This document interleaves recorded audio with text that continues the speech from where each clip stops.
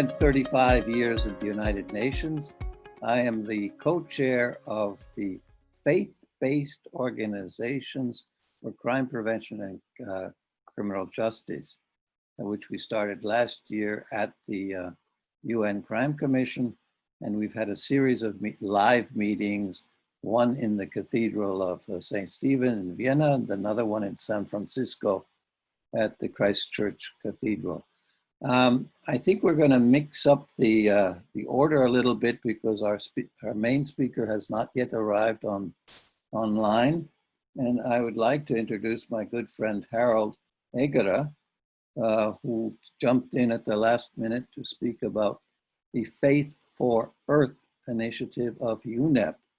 UNEP is the major organization which is promoting World Environment Day tomorrow. And we'd certainly like to hear from Harold. And perhaps Harold can also mention a sentence or two the work that he does with mountains and rivers, because those are the two big elements in our environment. And also what I remember from your project, you were very big on intergenerational knowledge sharing. And so I give you now 5-6 minutes, okay? Harold, please, can we unmute? Okay. Yes, I will try. Very good. Thank you very much, Michael, and greetings to everybody. It's a big pleasure and honor for me to be here on behalf of the United Nations Environment Programme. As Michael already has said, that tomorrow is World Environment Day that celebrates, in fact, the foundation of the global environmental movement in the early 70s.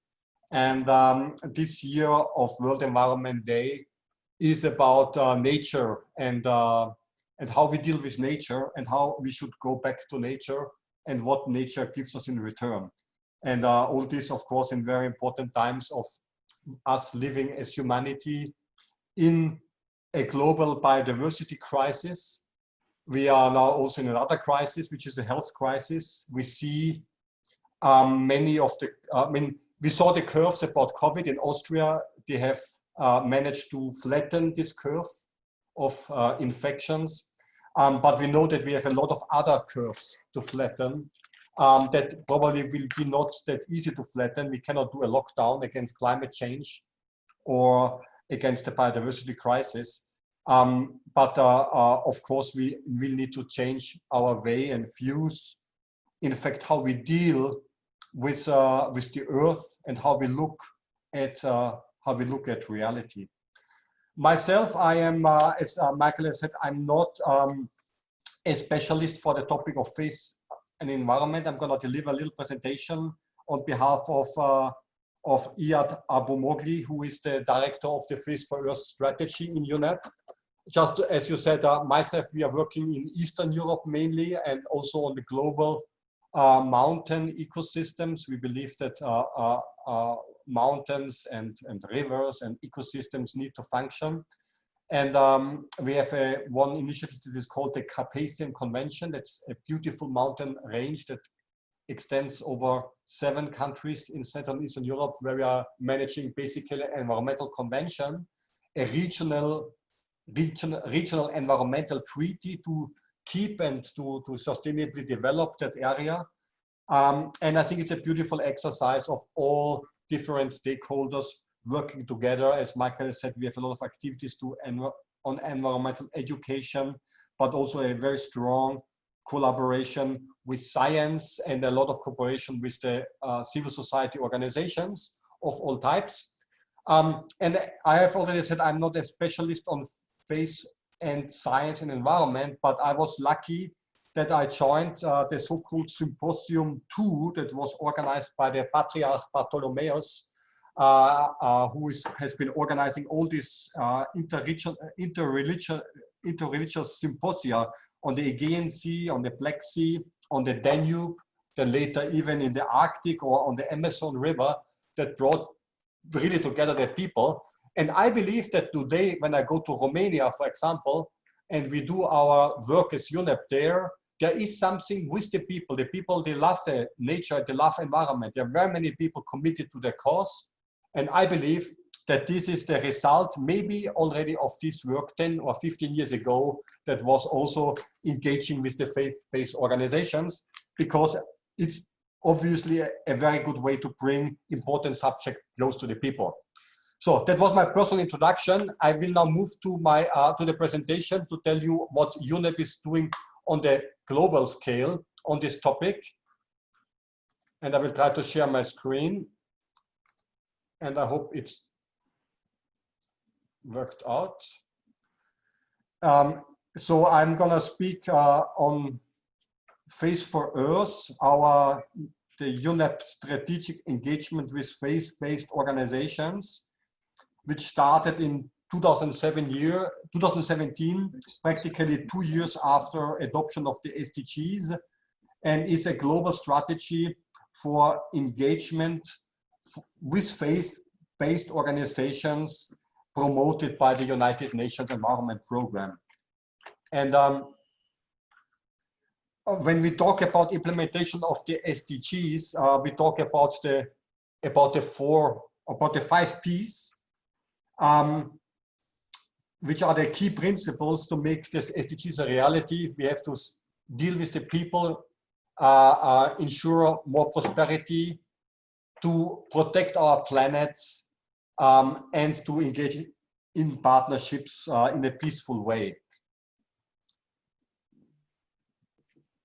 How can we implement the SDGs? The governments cannot do it alone to achieve 2030 agenda.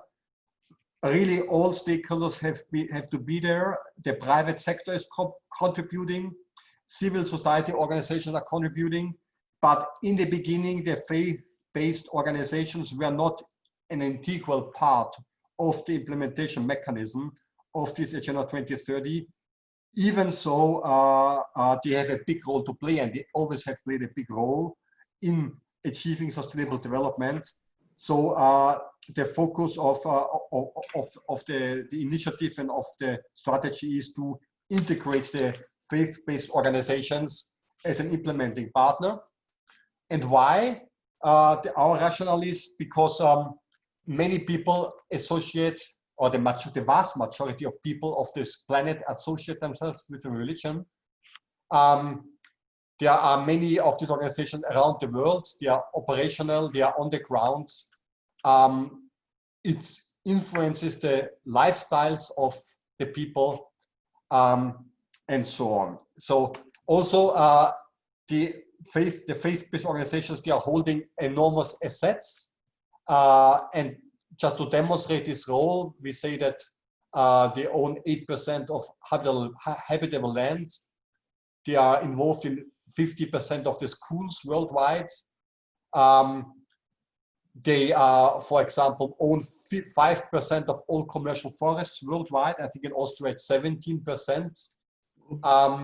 Involved in 65% of schools in the sub-Saharan Africa. And you can see other of these impressive figures there. So why they are such an important player also in economic terms.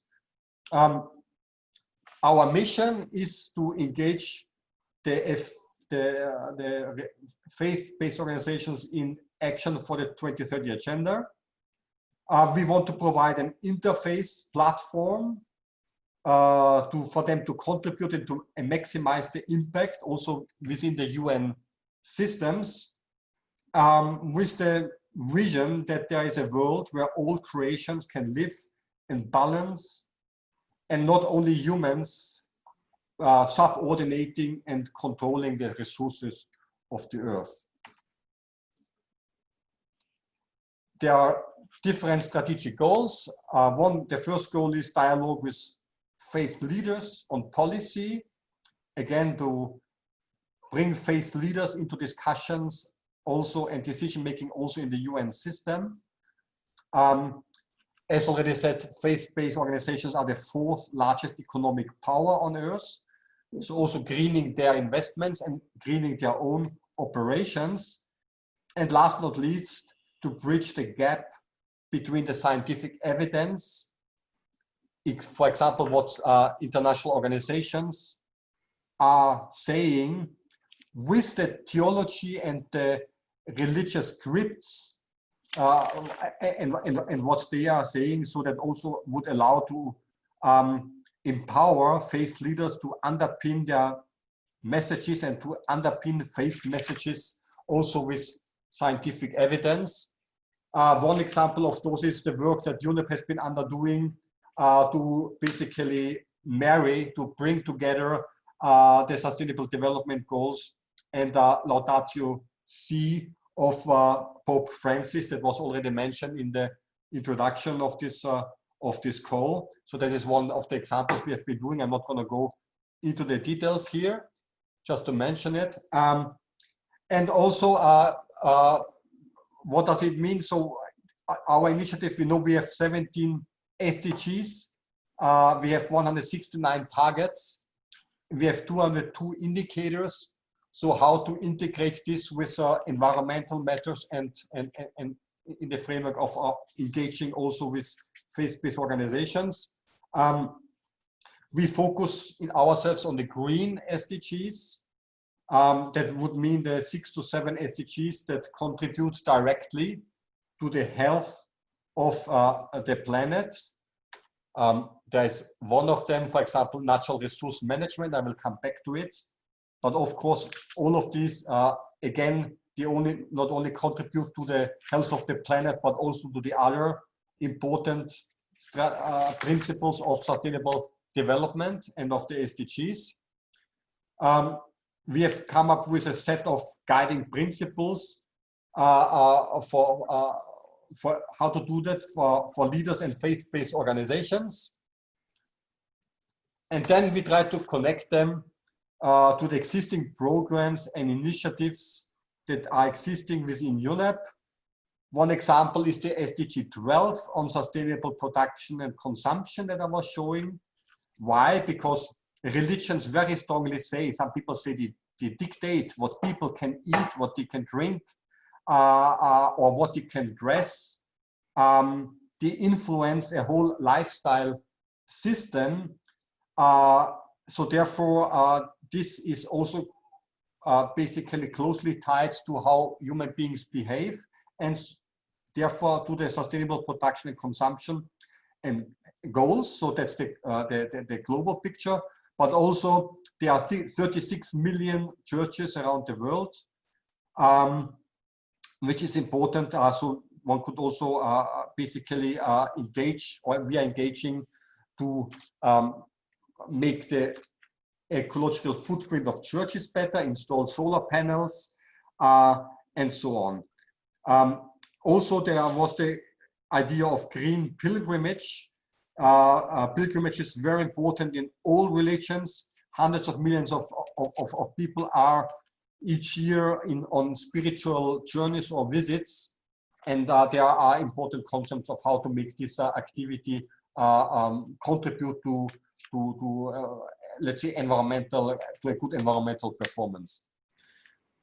Okay. I think you've reached your time limit. Okay, I'm almost done. So I will skip them very quickly. So the same, I could tell you this, I'm not going to go into details anymore. The same we could say about water, about cities, about climate change, life underwater, or life above water. In all of those, this cooperation is very important. I want to finish to say that we are now living the post-COVID sign. We say as an organization that this should be a moment to reflect of what nature wants to tell us and to show us also its limits. And I think they are giving us a very important message. And with this, I want to conclude again. I thank you very much for your attention. I was in danger to run over time. I shorten it now, but thank you very much for your attention. And I hope together this discussion will find us and help us to find a different way to look at the reality. And I wish you a successful webinar. Thank you very much. Thank you, Harold. That was a wonderful overview. That's a great introduction. I think you have probably done us as good as Professor Sachs would have done. So Uh, can I ask Kiran Bari to It, come it up? is sorry, it's Jeff Oh, Sachs here. oh, Jeff, I'm, have you yeah, been listening? Have you been listening? I was, yes. I'm sorry I was not able to connect initially with the link. I had to restart my computer. That was the problem. So you understand where we are now. I do. We have UNEP have spoken for 15 minutes, and they've basically described the UN's efforts to meet the goals, and also discussed tomorrow's Environment Day. So now we'd like you to speak as you wish. Thank you. I'll be very brief. I missed the UNEP presentation, but I heard Harold's wonderful presentation just now. And I just wanted to make a couple of points about the religious engagement that I have found to be important and I hope useful. The first is that I think the major religions, many of them need help to understand the nature of this crisis. The will is there.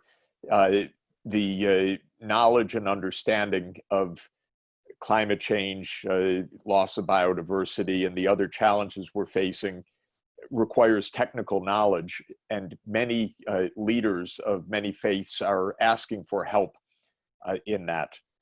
I've had nothing but wonderful and inspiring experience over the last decade with the Pontifical Academy of Sciences and Social Sciences at the Vatican, which we should understand is a unique institution in the world, an institution of leading scientists from many faiths that come together to help advise the Catholic Church and the Pope on the detailed science that underpins many of our challenges. I find it an absolutely extraordinary and remarkable undertaking, and have participated in, I think, dozens of conferences at this point over the course of a decade. Laudato Si, which is an astoundingly important, eloquent, knowledgeable, persuasive encyclical, draws upon the scientific knowledge that has been brought together by the Pontifical Academy of Sciences. The point I want to make is that other major faiths generally do not have such an instrument at their benefit. And one thing I hope that we could think about doing is providing such assistance or providing avenues for such technical interchange. At the Pontifical Academy of Sciences, many theological and religious leaders from Islam, Hinduism, Buddhism, various Christian denominations, Judaism, and others have come together as part of these gatherings. And I have discussed with these leaders the idea of these various world-leading faiths making similar efforts to gather the systematic scientific knowledge that is extremely useful and important in their religious faith and social work that Harold was just speaking about. So this is the first point that I wanted to put on the table. I've spoken to Patriarch Bartholomew about the opportunities for the Orthodox faiths to engage the scientists in the Orthodox regions. I've spoken to leaders in many Asian countries about similar opportunities. And I believe that this would be a big help. Watching the Pontifical Academy of Sciences and the Pontifical Academy of Social Sciences working is a profound inspiration for me, and a demonstration of how the worlds of faith and science can be brought together in such an incredibly fruitful and powerful way. And I think Laudato Si is an exemplar of that. The second quick point that I wanted to make is along the same lines. My feeling and hope is that while the various world religions and faiths, of course, have their own deep commitments and very different commitments, there is an underpinning of common ethics that can be drawn upon to find a common language across all the faiths.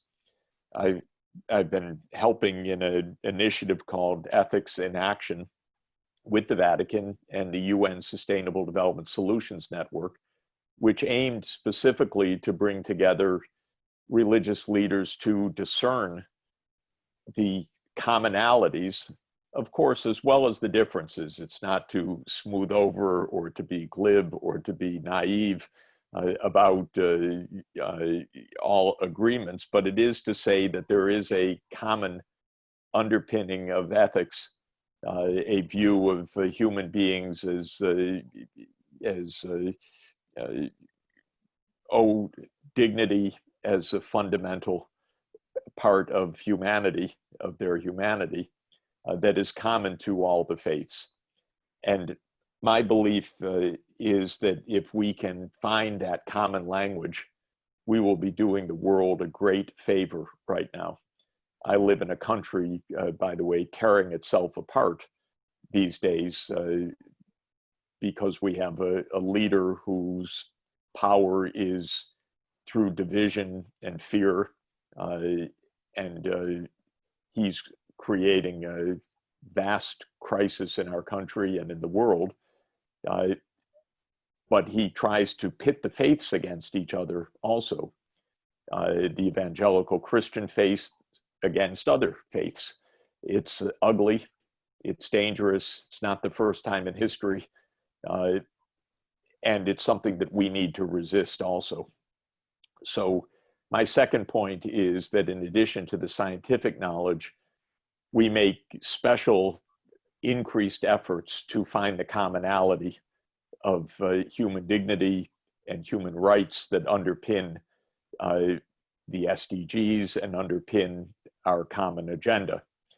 It is plain to say, but important to indicate, that the Universal Declaration of Human Rights is a core document that has been adopted by all countries of the world.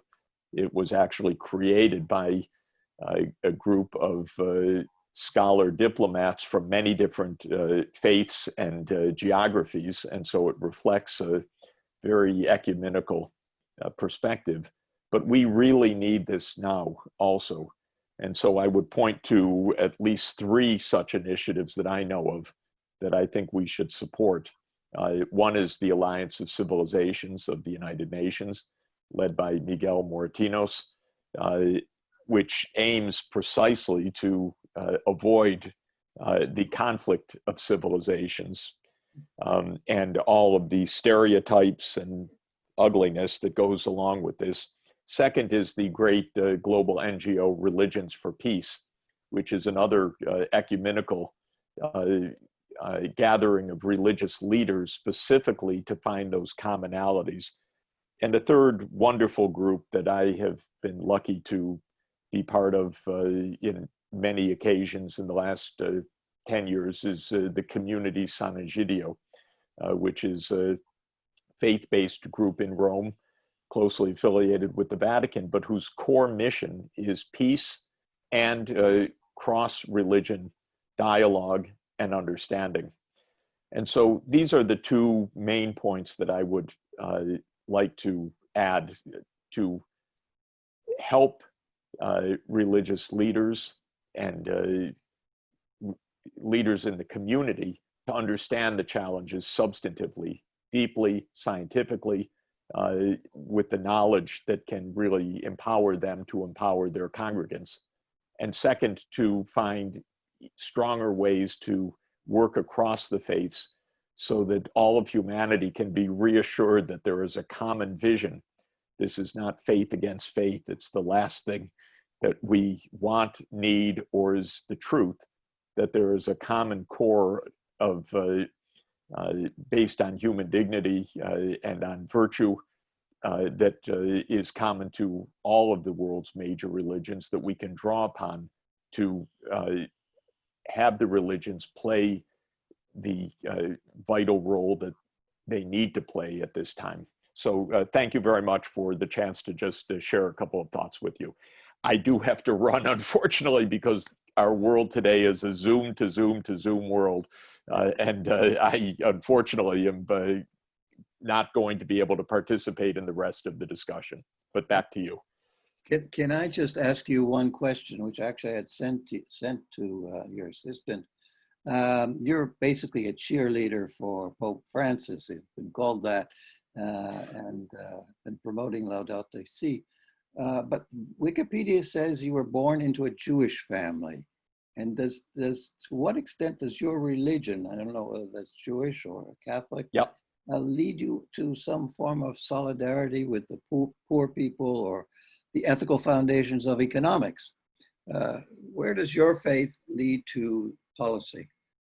Well, in the Jewish faith, the notion of justice is absolutely at the core, and you can't be raised in a Jewish community, as I was, not a highly observant one, but a cultural community, without being totally imbued with the idea of social justice, absolutely at the core.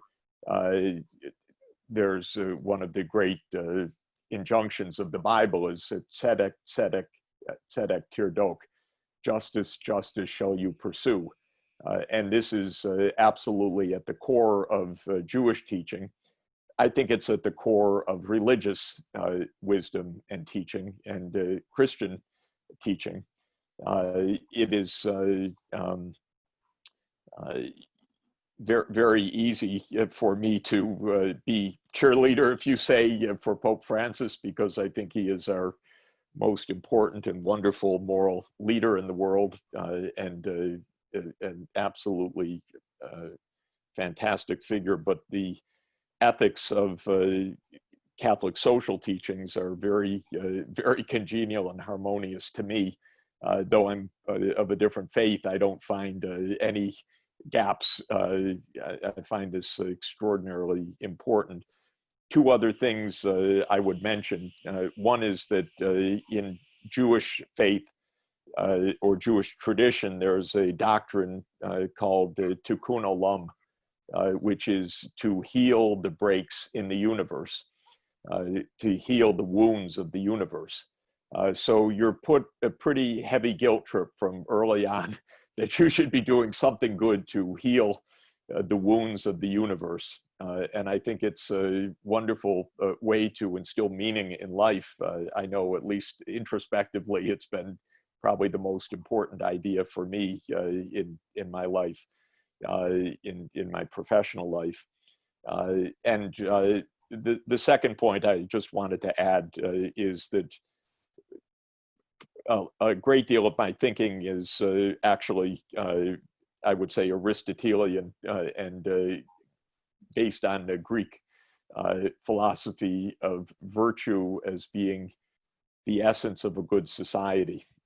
Of course, Aristotle and Aristotelian thinking is a core of the church's social teachings through Thomism. And so I find this also extremely central and vital, that Aristotle's teachings about the purpose of politics as being human well-being and the purpose of life as being the search for well-being through virtue is something that is, quote, pagan philosophy, but core to religious philosophy also. Very wise, very important, and also, I believe, a common language, because of all of the various dimensions of ethics, I'm more particular to virtue ethics, that ethics is about well-being, and well-being is found through the cultivation of virtue. more than Kantian deontological ethics, which is do this, do that, because you have to.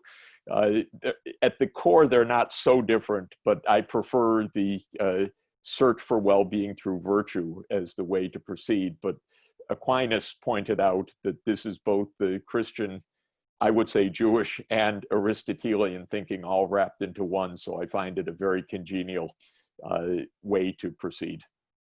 Great, thank you very much. We know you're a distinguished economist. We didn't know that you were a philosopher theologian. So how can you do economics? This is what Aristotle taught us. Economics is part of moral philosophy, after all. We have to work on that. Okay, let's let you run to your next. Thank you for including me. I really appreciate it. You made a tremendous impression on us all. So you Wonderful. will be followed now by a Hindi lady. So we're continuing in this Fantastic. thought patterns. Okay. Great. Thank you so much. Bye. Bye-bye. Bye-bye. Kiran, I think you follow nicely now with the. Thank you. Can you? Yeah. Thank you so much for having me. If this lady is a judge, who cares a lot about social justice, compassion, equity, and creating a safer, healthier, stronger, inclusive communities. And she is the global chair of the world's largest interfaith grassroots network. So I think following what we just talked about, you're excellent. Well, thank you very much for inviting me to be part of this important webinar, especially in the run-up to World Environment Day tomorrow. All of our religions, all of our spiritual expressions and our indigenous traditions highlight the importance of environmental stewardship. And they highlight the importance of protecting Mother Earth. Earth is referred to as the Divine Mother. So in a world where 8 in 10 people are identifying with a particular faith tradition, we can understand the power that that has. So I'd like to talk a little bit about how the faith and the interfaith communities have transformed their commitment towards environmental justice. The work is happening. We have converted dialogue to action. From an interfaith perspective, over the many years that I've been involved, I've seen communities coming together to work for peace. Now, that was usually peace, meaning an absence of violence, peace between human beings, and that was it. There was very little reference to peace being about the environment, peace being about all living beings, not just humans. And so I'm pleased to say that things are changing for the better. Faith communities and the interfaith community have taken the bull by the horns and have really embedded the idea of peace for the environment into this overall concept of peace in our world. And that's because we've had some really good awareness raising. We have seen changes visibly in our environment that affects our day-to-day life. And the potential of the faith community is just huge.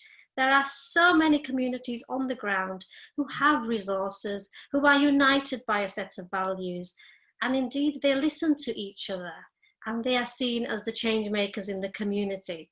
So I'm going to give you a little bit of an example.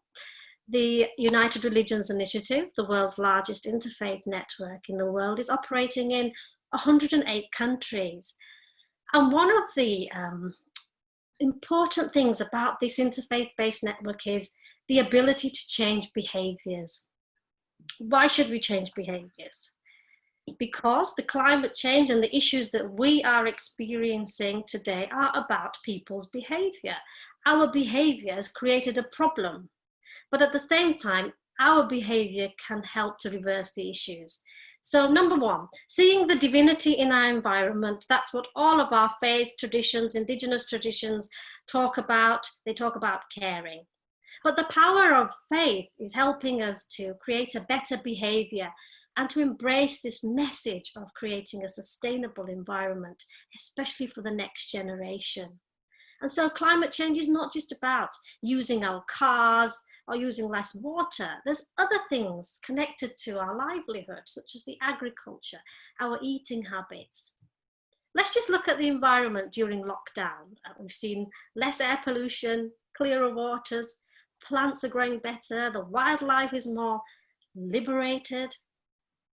And I think it's so important we reflect on this and allow our natural world the chance to adapt and thrive in the absence of all of this human interaction that goes on, which is very much destroying the world.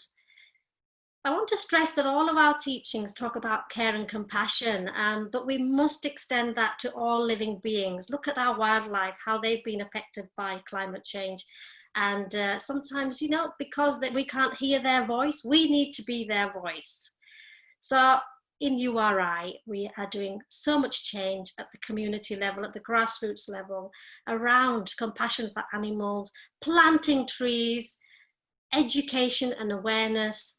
And indeed, the role of faith leaders is so important in that, because they hold a lot of respect and they can encourage us to, or inspire us to stay at home, work from home, to connect and think about this moral compass. Education, important for everyone, so that we understand what it is that we can do. So how we then translate all this listening into dialogue and specific actions. And an example would be tying it in with a particular festival. So Christmas, how can we utilize a special festival such as Christmas to talk about climate change? Well, just recently, there was a nice gathering going on, and Santa, somebody dressed up as Santa, and for the children especially, the message was, well, you know what, Santa may not have a home to go back to because the ice is melting. Now that will touch the children, but for us as adults, does Christmas really need to be about consumerism? Think of all the waste that goes on. So there's a number of creative ways that we can utilize to help people understand what it is they can do.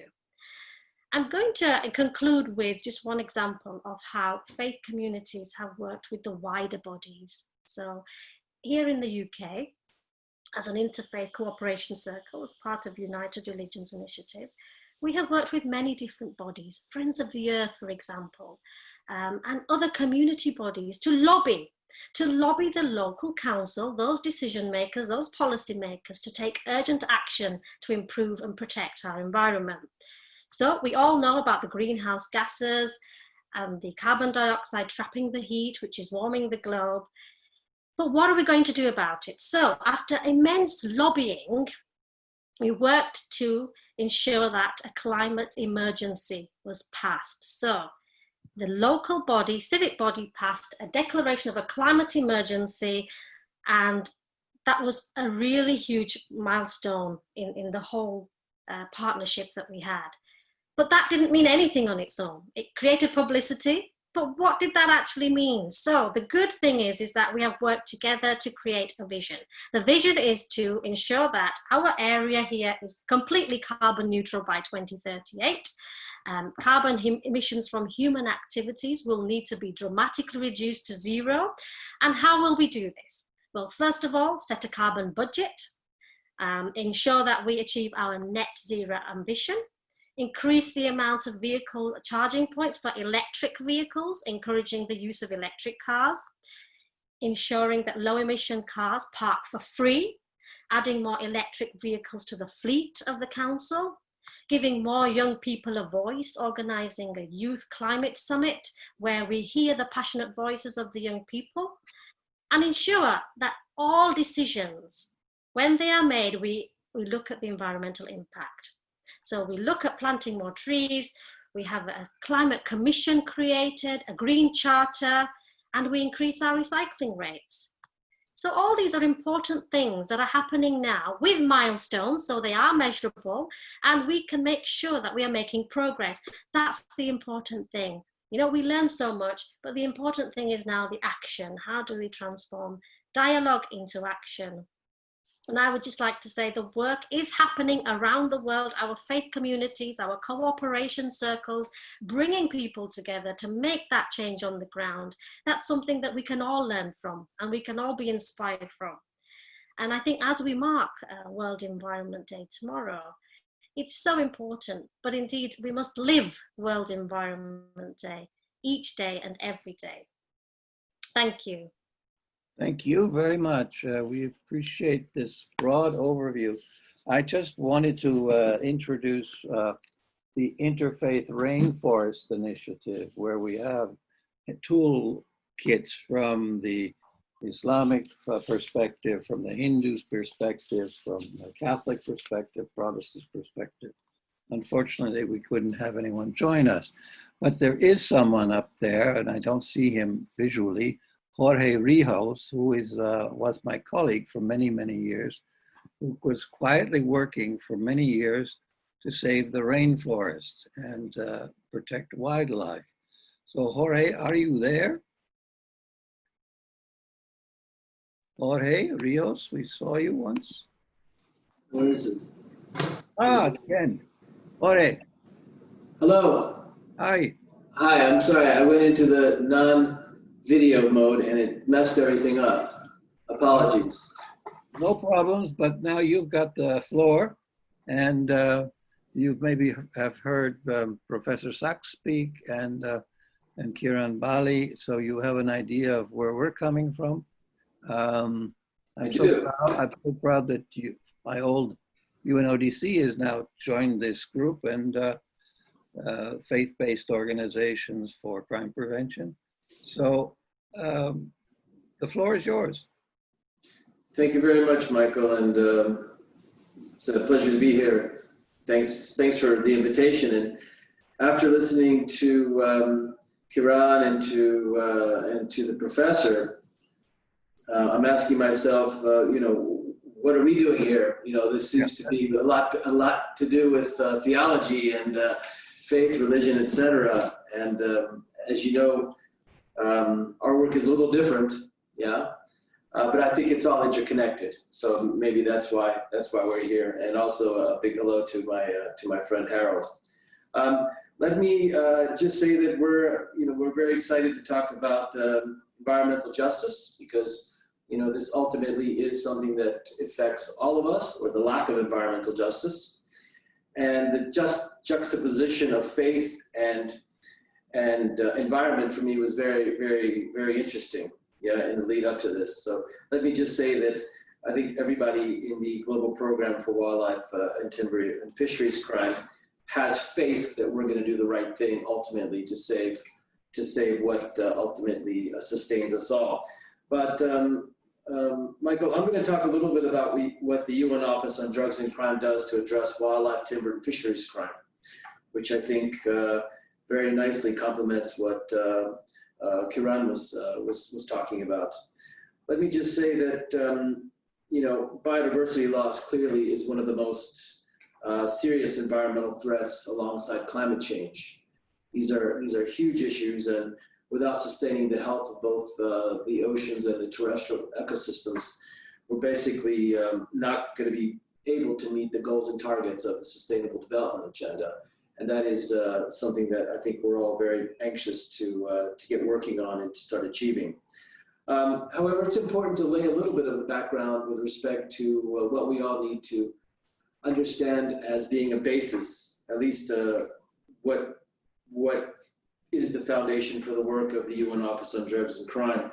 And that is the organized and transnational organized crime nature of wildlife, timber, and fisheries that continue to greatly profit from natural resources that should be benefiting populations and communities.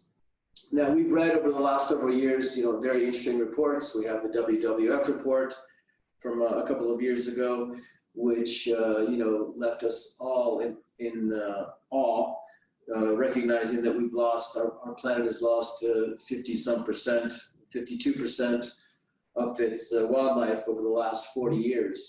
And that's only with, I'm sure, with what we can measure. Just last Tuesday, we had the report from the Global Forest Watch, which again was very, very alarming, saying that we've lost 11.9 million hectares of tree cover, 3.8 of that being tropical primary forests. And this is very, very important, because these really are, the lungs of the earth, as many people call it. And the 3.8 million, according to Global Forest Watch, equates to about one football pitch, or for my American friends, one soccer field size of loss of this tropical forest every 6 seconds. And everybody can visualize a soccer field or a football pitch. That's a whole lot every 6 seconds.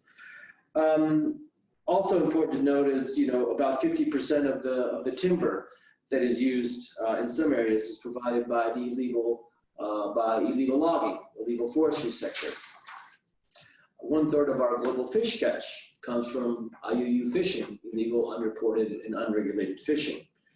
And that's very important to note because, that really sustains so many people around the earth, around our planet with respect to nutrition. And the question that we ask is just when are we going to break, biodiversity's back? When is too much just too much?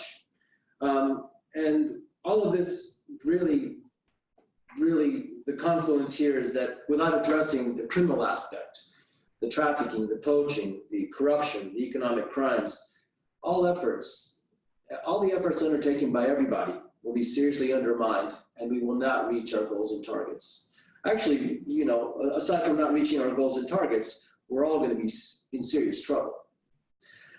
So one of the first takeaways that I'd really like my presentation to leave with everyone that's joining us is that unless the global community, the political community, member states mainstream criminal justice systems into the policy and programs, into their policy and programs to protect biodiversity and address climate change, we're simply, all of these efforts are going to fail.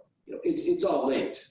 We have to include criminal justice considerations when we talk about conservation, management, etc. Corruption is such a huge facilitator. It's a huge issue that unfortunately we fail to tackle appropriately. I've shared my presentation here on the screen with you, and just quickly, I want to just emphasize some of the impacts that we note from wildlife, forest, and fisheries crime. It covers the issues of environment, development, insecurity. But we know that the environment, it clearly decimates our wild flora and fauna. We see that all the time. As I was saying, it severely impacts climate change into biodiversity loss. And these are, thank goodness, issues that the international community is now starting to recognize. The importance of addressing all of these as being interlinked. It undermines development, social and economic development. It's robbed communities of their natural resources, what ultimately should be sustaining them, either with livelihoods or with nutrition, etc. And on the security side, clearly it undermines the rule of law. In some cases, it destabilizes governments. It empowers criminals. And as we know, crime of convergence, it also fuels other crimes. So these are just some of the main issues, but I think they're important enough that we all have to recognize them. Now, what does UNODC do? Well, we're the guardians of the two conventions, the Palermo and the Merida Conventions, otherwise known as the Convention on Transnational Organized Crime and the Convention Against Corruption. And we, as you know, Michael, at UNODC now include this as one of our main points of work with relation to serious crime types, alongside drug trafficking, arms trafficking, the trafficking in persons, et cetera, et cetera. So we at UNODC take it very, very seriously. We've, over the years, managed to consolidate our work. We started about 2008, just kind of doing a variety of things linked to the issue, but we've come to focus on what can be visualized or characterized as working from crime scene to court. This really is where we feel we have the mandate to do a lot of our work, and we have the tools and instruments to do a lot of this work. We start with the prevention, and if we can't provide member states, if we can't prevent the crime, then we look to interdict, clearly following up on investigations, working with the prosecution and the judiciary, all the way through the court to the court system. This really is our flowchart of a lot of the work that we do with member states. And next to the flowchart, you'll see some of our publications. They're either instruments, they're toolkits, they're guides. They're very much substance-oriented instruments that member states can use to improve the way they address wildlife, timber, and forestry crime. The second takeaway from this slide is that we need, perhaps not us, but member states really need to start considering to make wildlife, these crimes, serious crimes under the definition of the Convention on Transnational Organized Crime. You know, they need to be serious crimes within their legislation. If member states fail to do this, you know, simply depending on forestry legislation, hunting legislation, management legislation, you know, legislation that used to cover all of these issues is insufficient. Today, the trafficking, the modalities of trafficking, the involvement of transnational organized criminal syndicates is such that, you know, these older laws just are unable to address the intricacies of how this crime type operates. So my next you know, slide focuses a little bit on partnerships. We are very, very much aware that we cannot work in isolation. This is not only an enforcement-oriented, it shouldn't be only enforcement-oriented, but we need to also include the issues of management, conservation. You know, all of these things need to work together. You know, just like in other crime types, we need to look at livelihoods, we need to look at the supply, and we need to look at the demand. We work very closely with our member states. As you know, the UN does not just go in and do what it wants. It works at the request of member states. And we have very good working relationships with almost all member states, and our work is global. We also work very closely with UN agencies, other international organizations, non-governmental organizations, the conservation community, academics, and the private sector. So we've tried to build a coalition, or at least complement all the work that most of these, you know, agencies or institutions or groups do. We also work very closely with our partners in the International Consortium to Combat Wildlife Crime, which is a very important group of agencies, the World Bank, Interpol, WCO, and the CITES Secretariat, working together really to leverage our best practices and try to bring all of these to bear against the fight against organized to wildlife and forest crime. Very important, and following on what our Secretary General has asked all of the UN agencies to do, is to work together, to avoid duplication, to leverage best practices, to complement our work, and to really better utilize the scarce resources that is really allocated to tackling you know, these environmental crimes. And in that vein, we work very closely with UN Environment. We work closely with FAO, with UNESCO, with UNICEF, with UNDP, to name a few. So we ensure that we consolidate our work and then we complement. I know in the past, you know, some may see that we duplicate work, but I think slowly all the agencies are coming to understand that together we can really make a difference. And for us, you know, when you asked us to join a faith-based organization program, we were scratching our heads, how best can we, you know, support this? And we're very, very much aware that faith-based organizations have a big role to play in sustainably addressing these environmental crimes. And we know that the large number of faith-based organizations work globally, regionally, locally, and that is clearly an advantage for all of us. And I think Professor Sachs very, very well summed it up, just how important they are, just how important the issue is, regardless of your faith or religion, of addressing the issues to ensure that our nature is healthy, and understanding that we also need to be virtuous in the way that we have a relationship with our environment. Let me just close by saying that, you know, this is my first day back in the office, actually, because of COVID-19. And this is just an example of the encroachment, you know, the pandemic, the encroachment into natural frontiers by humans, encroaching also on forests, poaching, taking wildlife, and how all of that really impacts all of us. The human-wildlife interactions, you know, that are now happening at a scale and proximity that never really happened before. And that's enabled these pathogens, formerly exclusive to wildlife, now to, you know, impact human health. So human health is clearly impacted, clearly linked to a safe and healthy environment, And I think we all need to recognize that we really need to tread carefully in that vein. The last takeaway from my presentation for everyone who may be listening is that, you know, this is another one of the crime types that we deal with globally. We know how to deal with drug trafficking, arms trafficking, human trafficking. We have the instruments, we have the tools, we have the knowledge, and for law, you know, police enforcement folks, they know what to do. Unfortunately, this is a question we need to ask ourselves: is why isn't all of this being used to address wildlife, timber, and fisheries crime? Yeah, I mean, this is just as important for all of us to address. So I feel that we're, you know, at UNODC, we're using all of these tools, but member states need to know that we don't need to reinvent anything. We have the conventions, we have the tools. Let's use them to address this crime. Lastly, we recognize we're all in this together. You know, unless we work together and see this as a mutual challenge, I'm afraid that we're not going to reach our objectives, which is ultimately to ensure that we all live in harmony with our nature. Thank you very much. That's all I had to say. Great, thank you very much, but I'm not going to let you go so easily.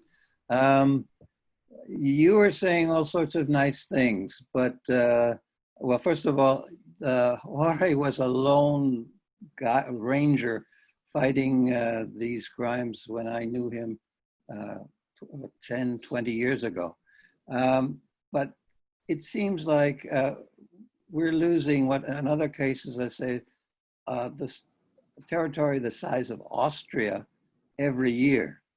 It doesn't seem to me that all of our efforts are doing much. And even you didn't really mention the indigenous population that's being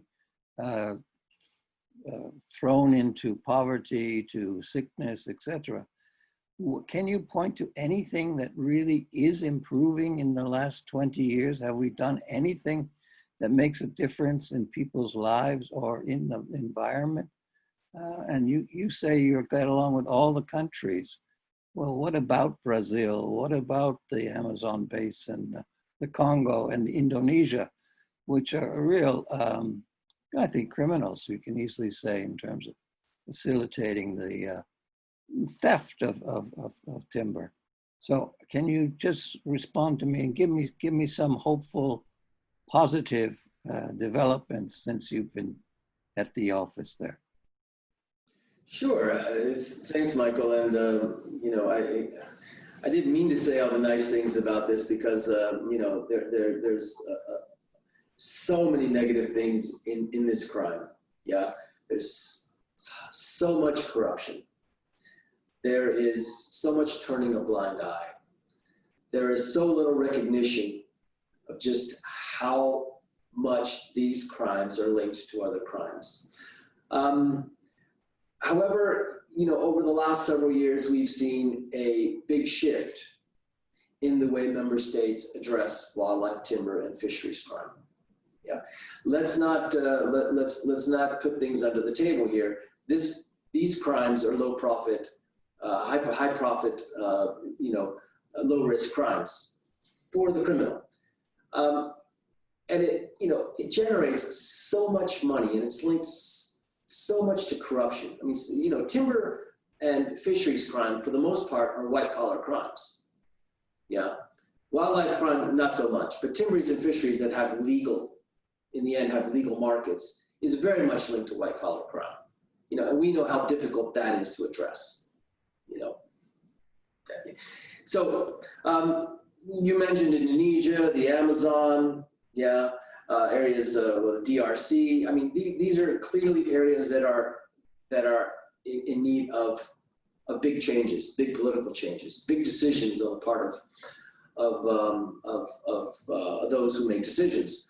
The fact that the EU now has a Green Deal, the fact that the EU is now mainstreaming environmental security into their programming, you know, is a big change. The fact that, you know, donors are now ensuring that that the recipients of donor aid have a certain level of environmental responsibility, whereas before this didn't really happen, is very, very important. You know, we've seen donors put $100 million into preserve forests and then take it back because of corruption, not just leave it there. You know, that's unheard of. That's the way it needs to work. I'm not going to say that it's working perfectly now, because, you know, these crimes again they've been seen as emerging crimes. That's number one, Michael. You know, when we worked together, this was always seen as an emerging crime. On our agenda, it was 7th past the 10th. You know, and by the way, there's this emerging crime.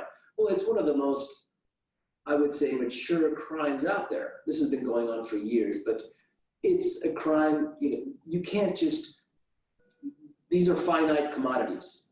So it's not like cannabis, coca, you know, poppy that you can just grow year after year. Once this is over, that's it. And I think we're slowly coming to recognize that being a finite commodity, being a natural resource, being something linked that's ultimately linked to our preservation as humans, we need to do something. So, you know, the indigenous populations, yeah, they pay a big price. You know, I mean, what bushmeat, you know, is a big issue for them, for nutrition. We have to recognize indigenous rights, but we also have to recognize that we can't let, you know, unscrupulous corporations or individuals go and encroach on these areas. But this is exactly what the problem is. So our job is to try to do our best and work with member states. When I said we work well with a lot of member states, we do. But as you know, Michael, member states have, sometimes there's different points of view in a member state, or there's different statements made in a member state. So we try to do what we can. And I can say that we've seen a political shift in how this is seen as an important issue to address. Yeah, not only for managing wildlife, but also for livelihoods, yeah, for GDP. You know, this is a big earner. Wildlife tourism is big. We're seeing that in COVID-19. People aren't going to the park. The rangers aren't being paid. There's increased poaching. This is, you know, this is all very important. So I'll stop there, Michael, but thank you very much for that question. No, thank you for keeping at it. And it's amazing what you've accomplished in the 10 years since last dealt with you. Great. Now we have one more speaker. Roberto, are you ready to deliver well, let me introduce him briefly. First of all, he's a friend of the Pope, okay? He is a professor of criminal law at the University of Buenos Aires, and he has been involved with several of the events in Rome, the Laudate Si that we've been talking about, also the Amazon Synod that was organized, and most recently also a document which talks about ecological sin, which I found very interesting. So I'm going to let Roberto, Professor Carles speak now, and we'll probably have many questions. But I think it's you can also reflect on all the things that you have heard this afternoon. We don't hear him. I don't hear him.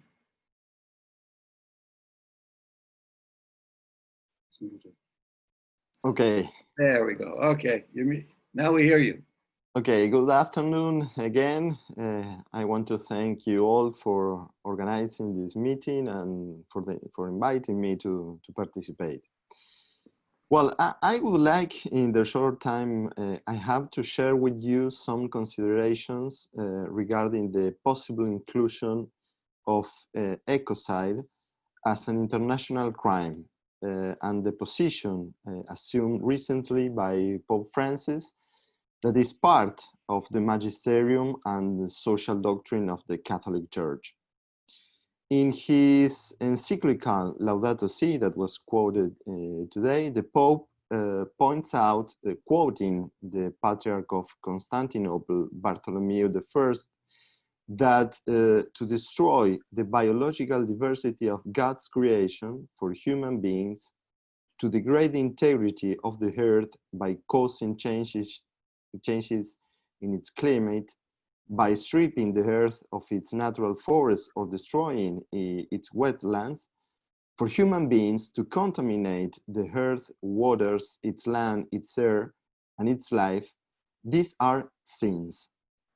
He closes that statement by holding that to commit a crime against the natural world is a sin against ourselves and a sin against God.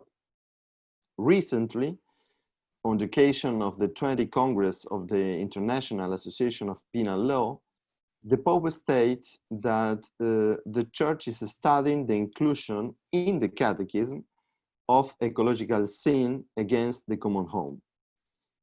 He recalled that the Synod Fathers of the Pan-Amazon region proposed to define ecological sin as action or omission against God, against one's neighbor, the community and the environment. In that occasion, the Pope stated that this is a sin against future generation and is manifested in acts and habits of pollution and destruction of the harmony of the environment, in transgressions against the principles of interdependence, and in the breaking of networks of solidarity between creatures. On that occasion, however, he went beyond theology. Resuming some concepts expressed in our work, he defended the importance of recognition of the crime of ecocide at the international level. He argued that ecocide is to be understood as the loss, damage, or destruction of the ecosystems of a given territory, so that its utilization by inhabitants has been or can be seen as severely compromised. He argued, according to what I proposed in that Congress, that ecocide should be considered the fifth category of crimes against peace, which should be recognized as such by the international community. On that occasion, the Pope appealed to all the leaders and actors in this area to contribute their efforts to ensure adequate legal protection for our common home. So, what is the current situation from the point of view of the legal protection of the environment? Something has been said before, but let me say that in the Pope point of view, despite the different environmental conventions, a regime of international environmental criminal law does not yet exist, and international treaties continue to rely on national institutions and courts for their enforcement, leading to a fragmented effort diluted by the differences in individual states' discretion. As we all know, environmental damage is a global threat. Greenhouse emissions in the north pollute the south. The consequences of forest fires transcend borders. Sea levels rise and temperatures rise without distinguishing borders.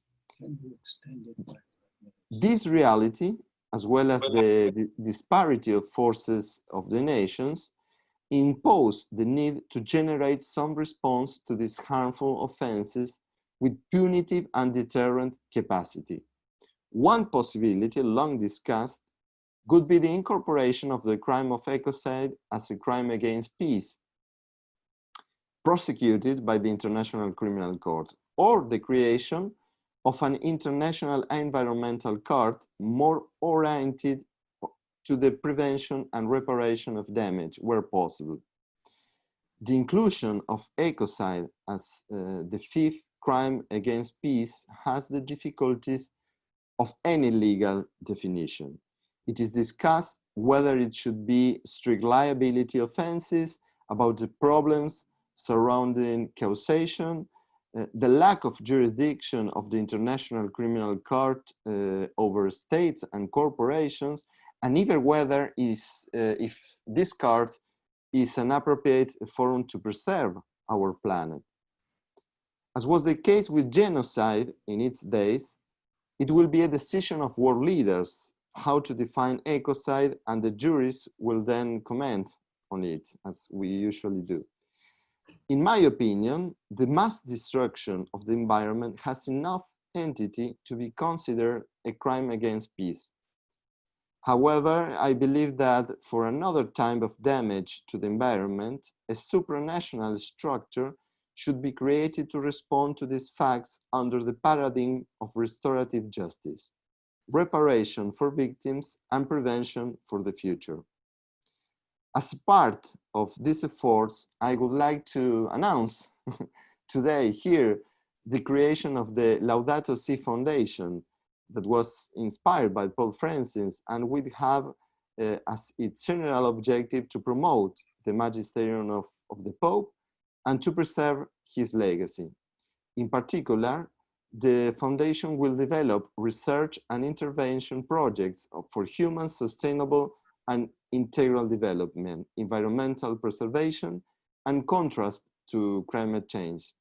The Pope supports this initiative and entrusted its realization to me and Bill Richardson, the former governor of New Mexico, whom he met for his commitment to the universal abolition of the death penalty. Richardson, who has been a US ambassador to the United Nations, is well known in the international forums for his work in the pursuit of peace and dialogue among nations, particularly for his negotiations for the release of prisoners and hostages in different countries. The foundation, which will be based in Madrid, will be operational before the end of the year. So I'm happy to announce this new here with you. Those of us who believe that peace is not the mere absence of conflict, but the harmony between people and species, as said before, based on relations of solidarity and justice, will continue to work to get this international body set as soon as possible, as Pope Francis already claimed in his encyclical 5 years ago. We are still on time, but not for much longer. So thank you. Well, thank you. This is not just a speech. You are making press announcements. You are, we really are becoming productive. If anyone from the panel would like to comment on Jorge's presentation and what this all means, I invite you now. We then move to some questions from the audience. Does anyone want to speak about Professor Roberto's announcements? No. Okay. Then I have a question. How do we get policymakers more involved? How can religious leaders and policymakers work together? It seems we are slipping by each other. There doesn't seem to be a proper meshing of the gears so that things get done, so that the wildlife and the rainforests don't disappear. How do we move to action? Anyone want to take that question? Kieran looks like she's moving forward. Yeah, sure. I did share one example of how we are working with a local civic body, or the local council, as we call it here in the UK, who make the decisions, who have the budget, who spend the money, and then who are actually tasked to implement certain actions. And I think that the key is, first and foremost, is that shared agenda. So the shared theory that, look, if we don't do something, we're all going to suffer. Be it a policymaker, be it just an ordinary person working in any field, this affects everybody. It's not just bound to any religion, it's just humanity, the whole of humankind, and indeed all of nature and the wildlife. So there are good examples of where it is happening at a local level. These models can be implemented in other areas too. And I think especially as we see the change around us, the policymakers are also keen to work with grassroots communities, with the faith communities in this partnership to ensure that we can make the change that we need to. So I do think it's happening there. And like I have had some questions as well about that, I'm happy to share more details. Okay. I actually have 3 questions for you, but I can't give you them all. How can we, participating in preventing climate change personally, if you live in a densely populated area, country like India, how do we engage youth? How do you work on a grassroots level if you're living in a big town? Sure, and India itself, you know, whilst it's densely populated, that's where a lot of the work is actually going on at the moment. We're seeing a lot of good youth leadership coming from India. And so there are grassroots communities coming together in the form of cooperation circles all around India. Young people, people from different communities who are doing things around water, sanitation, planting trees. And like I said, I'm happy to share details of those which may be more local to where the person who's asking the question is, so that we can start to make those connections, you know, and we can start to share those ideas and work together. We don't need to reinvent the wheel. It's all happening. We just need to join and be part of that force. Okay, thank you. Can I ask a question to Professor Charles, please? In today's or tomorrow's World Environment Day, number 220, they speak about human overgrowth. Now that sounds like fertility control. How does the Catholic Church stand with vis-a-vis fertility control? Well, it's a hard question to answer. Of course, for the Catholic Church, as you know, the problem is not only overpopulation, but the way the wealth is distributed in our world. So as we could see during this pandemic days and months, we are still continue growing in wealth. But the problem is the concentration of wealth. So if the 1% of the people of the world concentrate more than the half of the wealth that the world has, so the problem here is not the amount of people we have in the world, but the way the wealth is distributed. So I think our challenge, one of the most important challenges for humankind in this moment, is not only the environmental crisis, but as Pope Francis said, is the social crisis, and that means only inequality. That's the real problem of humankind in this time. Thank you. Thomas, are you able to speak with us? Tom, can you unmute? Yeah. Okay, I have a tough question. This is Thomas Walsh, my co-chair for the faith-based organizations. Do we include, he refers to them as pagan, heathen, indigenous groups, religion? Maybe you want to answer that. Maybe I could take just a brief minute to just say about the coalition. As you said at the outset, Michael, that we kind of got started in about a year ago. We were in Vienna together, had a series of kind of trial programs at the Crime Commission Conference. And we've kind of built up over the past year with a series of meetings in Vienna and New York and San Francisco. And we were going to be in Kyoto for the UNODC meeting, and but the coronavirus interrupted. So we are inviting faith-based organizations to join this coalition. And so we'd be happy to have other faith-based organizations to write to us. Our email address is coalitionfbo@gmail.com.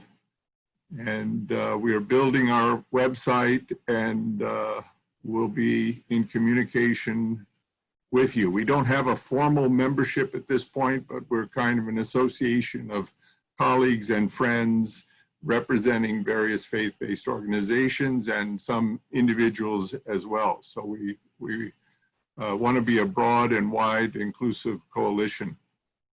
Michael, just a minute. It was a great panel. I'm so impressed with this, both as well the UNEP and UNODC, as well as URI, and Professor Sachs and Professor Charles Excellent presentation. I agree with you.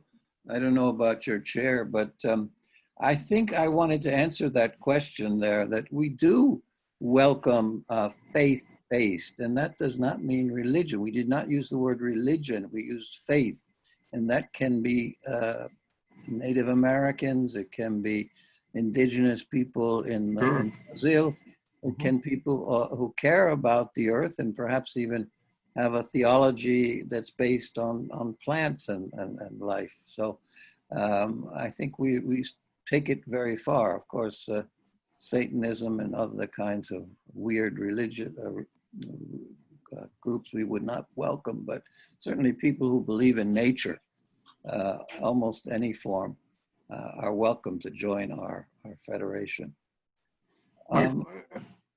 Yeah. You know, I don't want to intervene with the other questions, but it's just I would welcome hearing what any of the panelists might suggest for this coalition, how we might be effective and supportive in your work. Jorge, do you want to talk about that? Do you think there's any use for us in UNODC?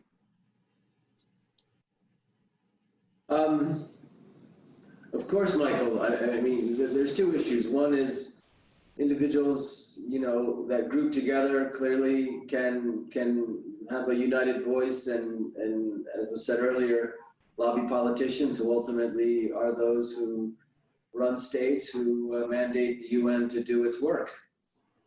Second is you know, this issue affects all, and faith-based organizations, you know, have such a reach, you know, have a membership that the folks I think who are involved in faith-based organizations have a conviction. And when you have a conviction, you know, you really make an effort to make something, to make change. And I think, you know, whether or not it helps the UN, I mean, that's beside the point. I think the idea here is that we all have to work together to save our planet.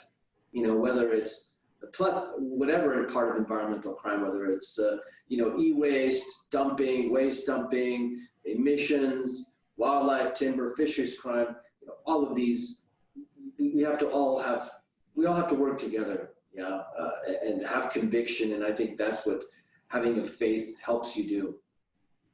Thank you. I just want to make one more advertisement for us. We are going to be dealing with other issues. One of them will be gender justice or prevention of violence against women, particularly during this time of COVID. We will be talking about social injustice, which you referred to. We will be talking about prevention of violence, also run by experts. And we will be talking about treatment of prisoners fairly, perhaps also in the context of COVID violence. So in 3 weeks time, we are doing this on 3 weeks intervals. Come again, we will be dealing with violence against women, and we'll again have some top stars on this. So we're trying to pick up issues that people can feel strongly about and do something about. So yeah, we're growing and we're very happy with this success of this. So thank you again for participating, both the panel and those who are at home. So have a good day and have a good Environment Day tomorrow. Thank you.